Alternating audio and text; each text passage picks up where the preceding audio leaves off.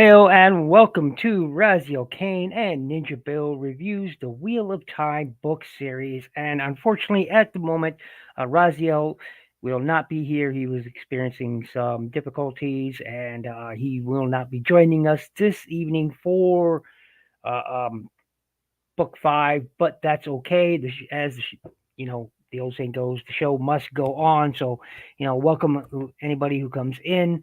Um, Glad to have you. Hope you're listening in. So last week we left off with book four.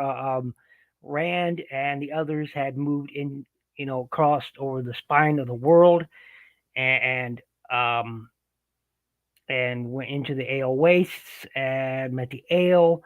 Uh, um, it it's one of my favorite books, and now we find them, after the events that took place in that book where there was a split with the ale after Rand was pronounced, he who comes, before the dawn. Uh, Basically, the dragon reborn. So now they must deal with the split faction called the Shido, and and while dealing with the Shido, you must also deal with the Forsaken. Meanwhile, Nenaive and Elaine uh, uh, um, are also fleeing the Forsaken Malkedian, and the old Emerald seat has been stilled. Swan Chanch has been stilled, and she is now sort of her. How do I put this? So when one of the women are stilled, it means their power is taken from them and they turn into sort of this. How do I want to describe this? It's they they're the term they use for men is gentle. The term for women they use is stilled, where they lose the ability to use their magic, for lack of a better term, and they become docile, subservient, but they also become suicidal because they don't. There's there's a part of them that's missing now, and they can't get it back. There's no way to get it back, and so um, they just it's a way of slow torment, believe it or not. So, you know, uh, um, so they're dealing with that. She's dealing with that, and her friend, who was also the second seat, also was stilled. So they've got to deal with that. So now Rand is chasing the Shido Ale, who crossed over the spine of the world and are pillaging Kerhane.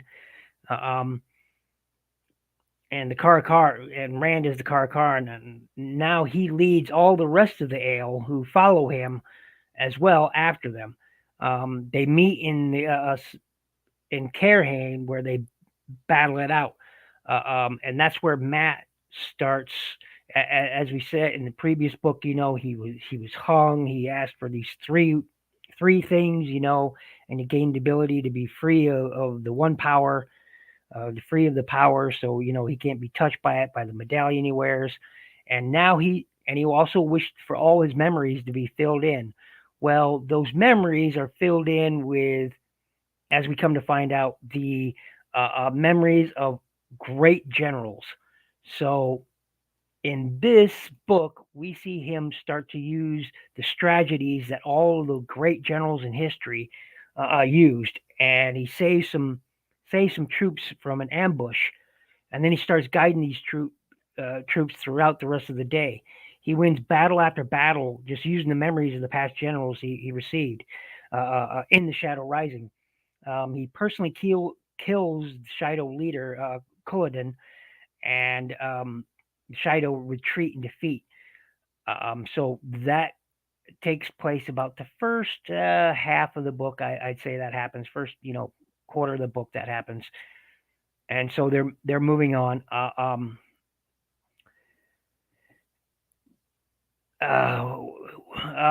so at the same time as this is happening, Queen Margazy, who is Elaine's mother, is believed to be dead at the hands of Robin.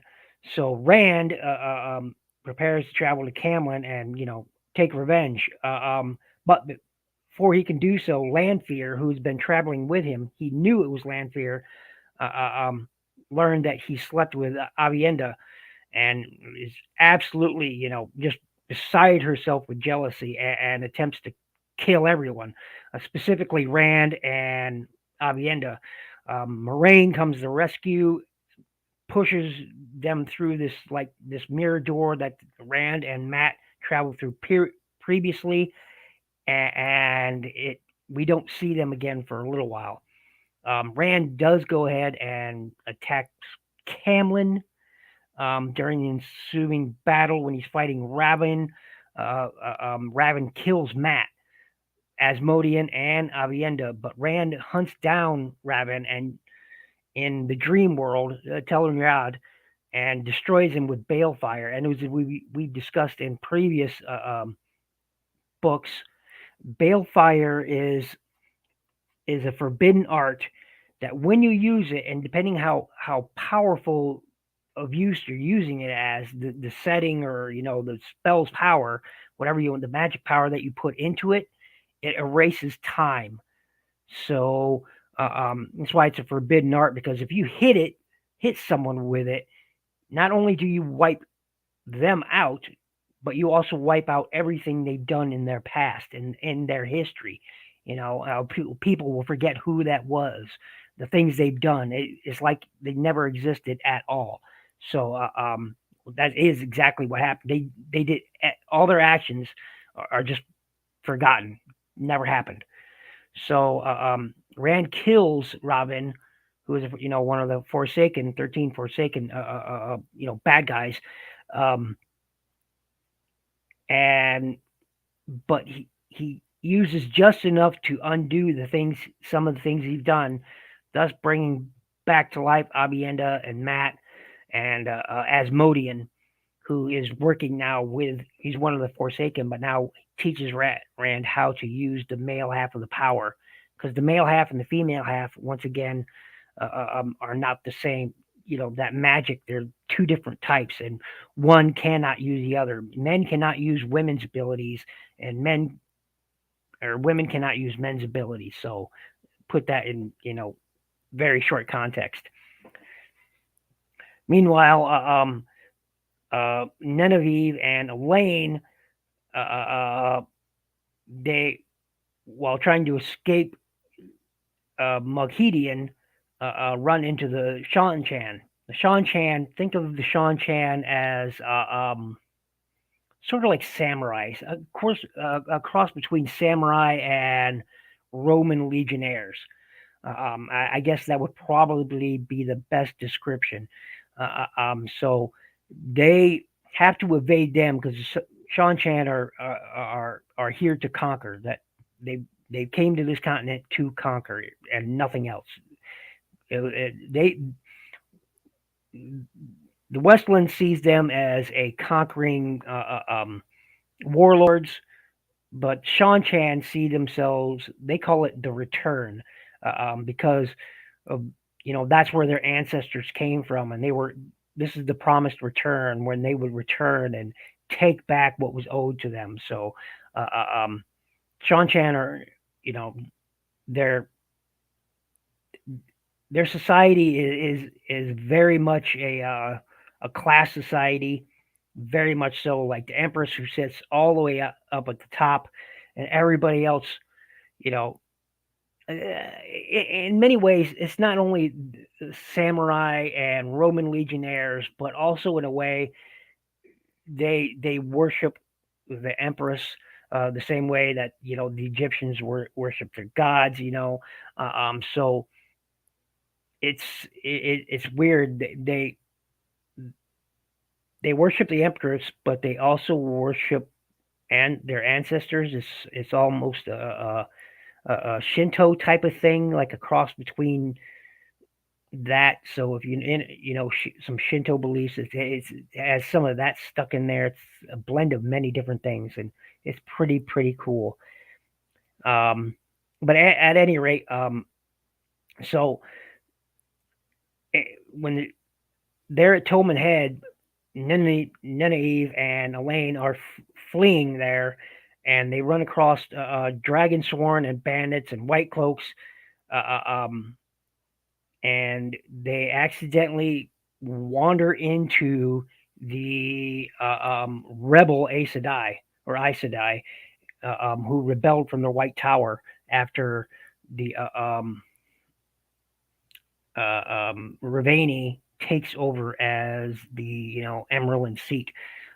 So nobody nobody cares for the new Emerald seat. She is a she well, for lack of a better term, she is a I'm trying to think of a nice way to put it.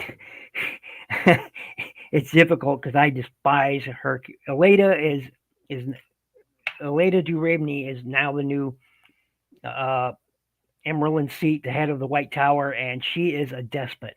That's the nicest way I can talk about her. She is a despot in every sense of the word. She is a despot, and she's very unbecoming of the promises that she's made, and it's she not my favorite character. I despise her. Anyway, so Elaine and Nineveh join a circus, for lack of a better word, on their way to the white to find the rebel Aes Sedai, and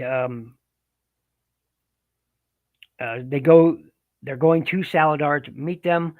Um, Nineveh is able to, on the way, they get attacked by Moghedian, but Nineveh is able to trap her and enslave her. So that is pretty much where the book kind of leaves off at that point. It's a very short book, but it's also a good one. Um, Also, that what happens in that book is Perrin is mostly not seen in this book at all. Um, he's gone with his uh, uh, how what is no, she's not his wife yet, so it'd be fiance Fail to the Two Rivers, so they're not seen in this book at all. Uh, um, uh, and yeah, it's a short book. A lot happens, but at the same time, it's all mostly centered around sort of making things balanced, uh, uh, um, balancing things out. I guess and doing away with old storyline and bringing in some new, uh, closing some of those holes, filling them in. It's a very good book. This would be so much better if Razyel was here because his commentary and ours are so much better. So I apologize for that. But once again, if you've not read this book, we highly recommend you get it. But in this book, you'll find Rand, you'll find Nineveh, Egwene, Elaine, Matt, Min. She makes one or two appearances. Um, Gareth Byrne returns in this book as well. We met him in book one or book two actually. We met Morgazy again, sort of. Again, we haven't seen her since book one or two. Aleda is I just despise her. Um, Payton Fane makes his return. Um, so there's um, but another interesting in chapter 44, it has 3 points of view, one of which are from Randall Thor's, his first, and then uh, another point of view later on in the chapter. Um, Chapter 52 has 2 points of view, which are strictly from Rand. The rest is not. So it's it's a great it's a great series. It's a great book. I don't. I wish Raz was here because I've only been live for 16 minutes and I'm already at the end of the book. And before we move on to book six, so There's a lot of interesting things going on in the book to close up previous storyline and to start up new storyline. The plot holes are filled, and we're moving on. It's really character driven, but there's minor details in this book that doesn't really come into effect until books much later in the series. Little things that you could miss if you're not paying attention. That's characters who appear, and then while others are going away. So it's a recommended read for me, and this would be so much better with it, Raz. 'Cause, color commentary is always the best. Anyway, thanks for joining me. If you're watching this later, and please check out Razyel Kayne's channel. He just had a video today on toy hacks labels for the grapple figures. So, make sure you go check out his channel. Check out my channel. I've got some lots of videos up there you can check out. Certainly check out all the links in the description. And above everything else, be good to each other. And we'll see you for book 6. Have a great night. Oh, also, before I go, I just want to mention, check out TF Reviewers. There have been a couple of videos I was in ranking the Siege figures, and before that was ranking the Earthrise figures. So make sure, make sure you go check out TF Reviewers so you can check out some videos that are also there. A bunch of great folks in there, and okay, now I'm adding above everything else. Be good to each other, and keep buying Transformers. Keep buying. Oh, that's not a Transformer. That's a Gundam. And his shining finger. Shining finger. There you go. Keep buying Transformers. I love this. Love this toy. Got this in good friend of the channel, Gigashock, and yeah, I just love Clower here. In my head canon, she is the little sister of Lugnut, and that's where she's going to live for the rest of her life as his little sister. And I love this toy. Is it a fantastic toy? No, but I love it. I love it. She's adorable. There you go. Good night, everyone, and we'll see you, next month for book 6.